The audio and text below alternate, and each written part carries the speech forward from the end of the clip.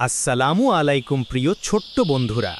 আজ আমরা শিখব একজন ছোট্ট মুমিন বাচ্চার দিনের সুন্দর কিছু আমল। সকালে ঘুম থেকে উঠে আমরা প্রথমেই আল্লাহকে ধন্যবাদ দেই, বলি আলহামদুলিল্লাহ, আল্লাহ আমাকে নতুন একটি দিন দিয়েছেন। এরপর আমরা সুন্দরভাবে অজু করি, হাত, মুখ, মাথা, পা সব পরিষ্কার, কারণ পরিচ্ছন্নতা ঈমানের অর্ধেক। তারপর আমরা নামাজের জন্য দাঁড়াই, হাত তুলে বলি আল্লাহু আকবার। এটাই নামাজের শুরু। নামাজ আমাদের মনকে পরিষ্কার রাখে আর আল্লাহর কাছে নিয়ে যায়। একজন ভালো মুসলিম শুধু নামাজই পড়ে না, সুন্দর আচরণও করে, মা বাবার কথা মানে, ছোটদের ভালোবাসে, সবার সঙ্গে ভদ্রভাবে কথা বলে। এটাই আসল ইসলামিক চরিত্র।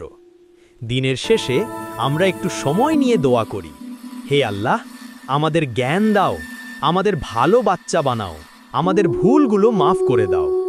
প্রতিদিন ছোট ছোট আমল করলে আমরা হয়ে উঠি সত্যিকারের মিনি মুমিন ইনশাআল্লাহ।